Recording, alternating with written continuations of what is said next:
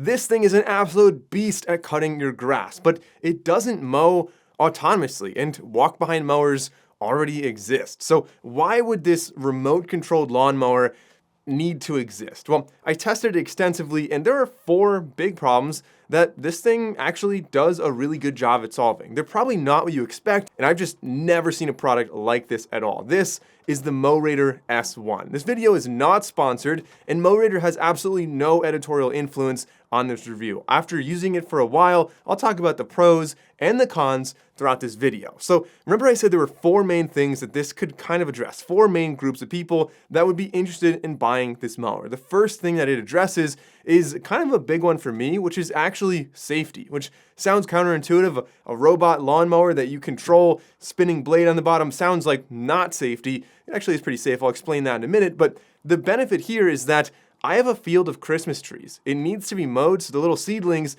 don't get overtaken by weeds, but there are tons of bees' nests throughout the summer. In my area, we have yellow jackets, which are these like really little aggressive insects that live in the ground, and they make nests in fields just like this, and you just don't know until, by July you're walking through trying to mow and a whole swarm of them comes after you. So the Mowrator, that was like the main reason I wanted this. It solves that problem. I can stand from a distance and just like drive this remote control mower through there. And you can do this obviously mowing some gentler grass, but this thing is also quite aggressive, as I'll test out and demonstrate later in the video. This is able to cut down some really massive weeds and go through some pretty tough terrain. But aside from yellow jackets, this could also be a safety benefit for mowing crews or even homeowners if you have a very steep hill. This thing has all-wheel drive and can actually tackle some surprisingly steep slopes that I wouldn't want to walk behind with a mower. And the Mowrator S1 is rated for up to 75% slopes or even 100% slopes, allegedly, with their upgraded tires, which is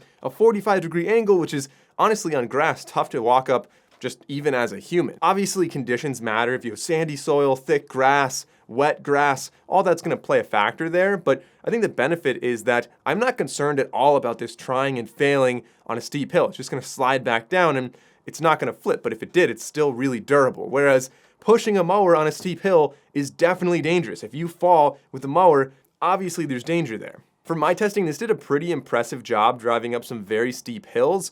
I didn't measure the slope on these, but there were some that it definitely couldn't go up if there was some thicker stuff it was going through. So I would drive it around and just have it go down the steep slope, which it did a pretty good job with. And one more safety advantage of this is if you mow somewhere that has a lot of poison ivy, a lot of people have poison ivy on the edges of their yard, and mowing near it, if you have severe reactions, could be a huge problem. And inhaling it could even possibly send you to the hospital. So again, for mowing at a distance, it's kind of a big benefit here, at least to do like that outer lap near the poison ivy, or just to blow through and mow down some poison ivy without, ever getting your hands on it. So before getting to the other 3 reasons to buy this mower, the first one, like I said, safety, is already a pretty big win in my book. I think that was like the main reason I wanted to get this. The other 3 reasons are, well, one of them is going to be mobility. Maybe you love cutting grass, but you're either wheelchair bound, disabled, or recovering from a serious injury, and this could be an excellent way to maintain your lawn while still having fun and feeling a good sense of accomplishment. Like obviously you could hire a lawn crew, but this is kind of a good way to be productive and get something done and feel involved in something. And the third one, of course, is that this does allow you to cut in some really narrow areas. The mower is 21 inch or just over 21 inches wide. The cutting deck is 21 inches. So it can easily mow between my Christmas tree rows. That's a big one for me, but it could go between like buildings or sidewalks or any kind of small, narrow spots that you otherwise wouldn't really put anything besides a push mower through. And it can go over some really crazy terrain, being that it's 4-wheel drive and has some pretty aggressive tires. But I'll point out that it is a very heavy device. It's 114 pounds. So while I can pick it up if I need to, I would definitely prefer not to. You could always take the battery out and carry things separately, but you really want to make sure that you don't get it stuck in like some deep rut or something like that. I don't think it should be making really severe ruts when you're mowing in kind of softish grass, as long as you're able to walk through the grass and not leave giant footprints. Like the contact patch on this should be a lighter pressure than a human foot.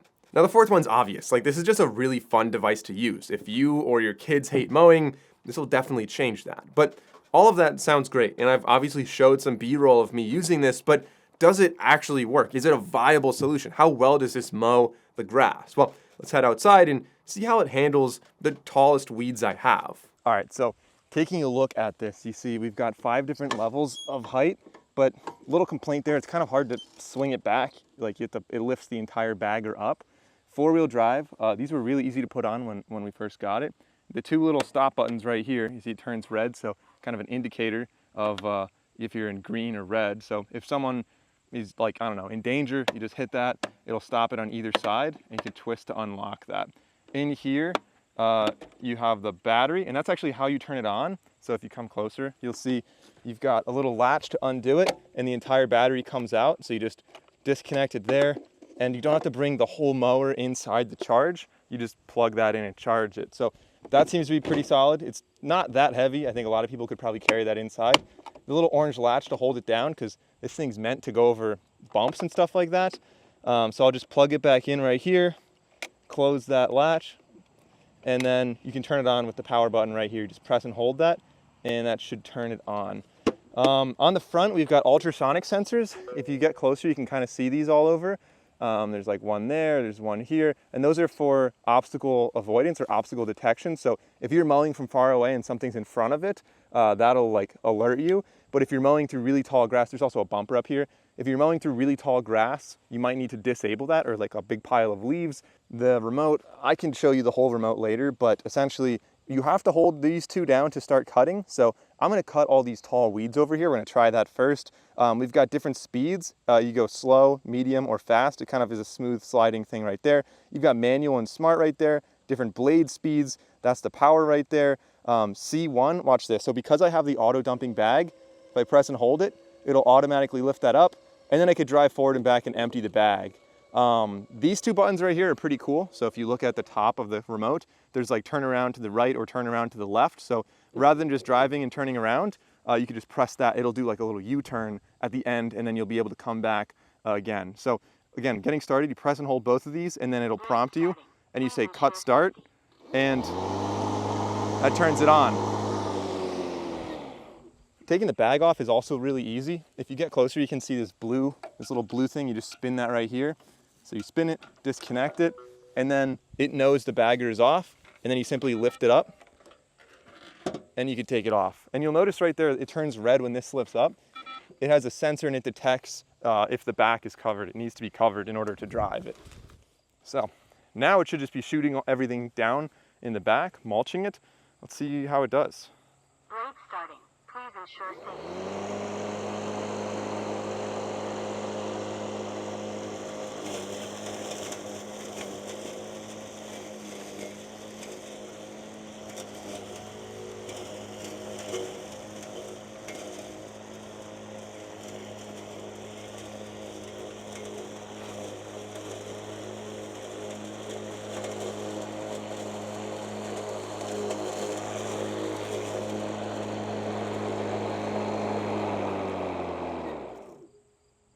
Wow. All right, so first pass, I would say that was a big success. I like that you can drive it forward and backwards. So if you're gonna like something really thick like this, you don't have to worry about turning it around to come back. You just drive over it, come backwards, and it makes like a nice clean cut then. But like, look at this. This actually looks really good. That was the highest level. I feel like it's pretty good range. Let's see how the range is on this. I feel like it's pretty good. It'll easily get down to the end of the field, so I don't have to worry about bees. That's my biggest concern, but let's give it a try. Blade starting. Please ensure safety.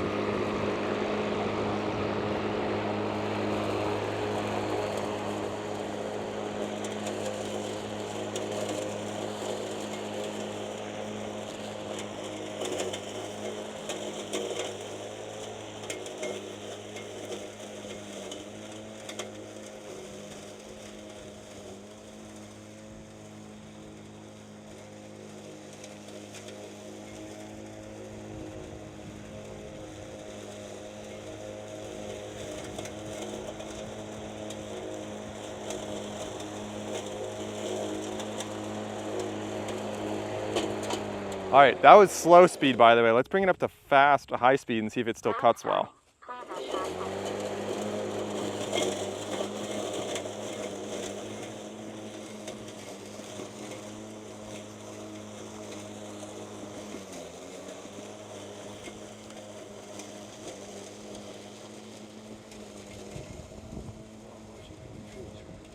Yeah.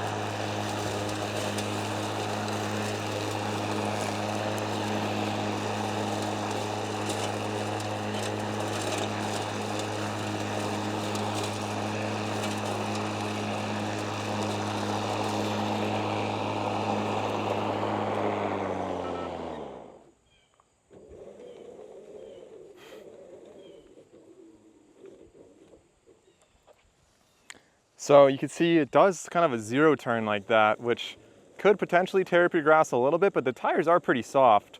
So let's take a look. It looks like, yeah, again, you want to be careful. You could tear up your grass a little bit like that right there, but if you're like kind of more careful with the turns, take them wider, then it shouldn't be a problem. Let's do another pass right here. So let's cover some specs, battery, stuff like that. It has a 21-inch mowing deck, and this is not like a little robot mower that has little razor blades. This is a proper mowing blade here. So it gives you 6 foot-pounds of torque, and it can mow from 1.5 to 4.3 inches. I'll show that in metric for my international friends. And obviously you could use this as a finishing mower to cut your grass, which I think most people would do. Or what I really appreciate this for is the kind of rough terrain where you have tall grass. This thing will just blow right through them, similar to like a really small version of a brush hog for a tractor. And this has several different options, as you can see. You can mulch it just by having it, cut and put everything straight down. If you're mowing nice grass regularly, that's probably the move. You can bag it also if you're cutting nice looking grass, but maybe not as frequently. And there's different bag options. So by default, it comes with a bag that you'll have to manually take off. I got the self-dumping bag, separate thing you can get. But there's a button, like one button on the remote. So you drive it over to where you want to dump it. You push that button, it'll lift up the back and discharge it like that. Or the third thing you could do is rear discharge. So cutting taller stuff where you just wanted to shoot out the back, you could set it up like that. The battery claims to last, I think like 2.5 hours. I was probably getting a little under 2 hours. I was cutting some pretty aggressive stuff though, so that does make sense. And again, they're rating this for like 1.1 acres per charge. I think if you had a larger space, obviously it would take you a really long time to mow just this. So I don't think it makes sense to get a second battery. At that point, just get like a zero turn or something else. But I think for what it is, that's a reasonable battery life where you're going to be interested to go out and mow and do stuff like that. If you are like a landscaping crew, maybe having extra batteries on deck would be good. The charging time is about 90 minutes. This thing also drives surprisingly fast. It goes up to 3.5 miles per hour.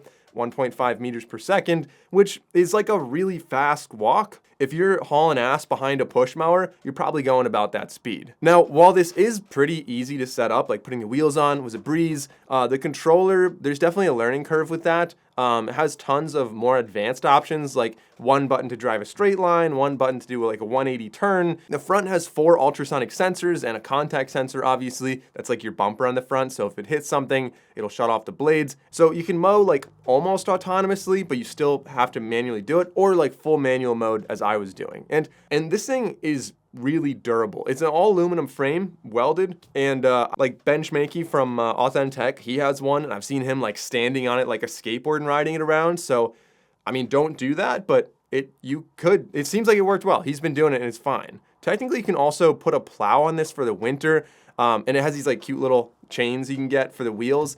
I feel like even though it's 114 pounds, it feels firmly in the fun category. I don't really expect it would do well in any more than like a ½ inch, but I haven't tried it. Maybe it does. But again, feels like a shovel could probably do that pretty well. You also could use it to like pick up leaves with the bagger if you wanted to, and you could even put a trailer on this. It's pretty strong, and so like if you're walking around hauling stuff, maybe you could use a trailer. So the positives of this, it cuts through basically anything. It does an excellent job on all terrain, lots of different grasses, and it is a lot quieter than a gas mower, certainly louder than a little robot mower with the razor blades, but this is extremely fun to use. I think it's hard to deny that's one of the biggest benefits of it. It's also very, very durable, as I mentioned, but not everything's perfect. There are some drawbacks. The biggest one, I think, is this is expensive. I mean, I don't expect it to be cheaper because it's not like a really high quantity item that everyone's going to be buying. And it is really well made, but for $3,500, honestly, that's the price you could pay for a small riding mower. But this is without a doubt a product that is very niche, very different from riding mowers, and it could be a good product for, honestly, landscaping crews, wealthy homeowners, or anyone that just really resonates with any of those 4 things I mentioned earlier in the videos. Overall, I definitely really, really like this, but some other drawbacks. It doesn't actually steer the wheels, it drags the wheels. So it's a skid steer essentially, and so if you have really sensitive grass, maybe a little bit of a wet area, this could potentially tear up your grass a little bit.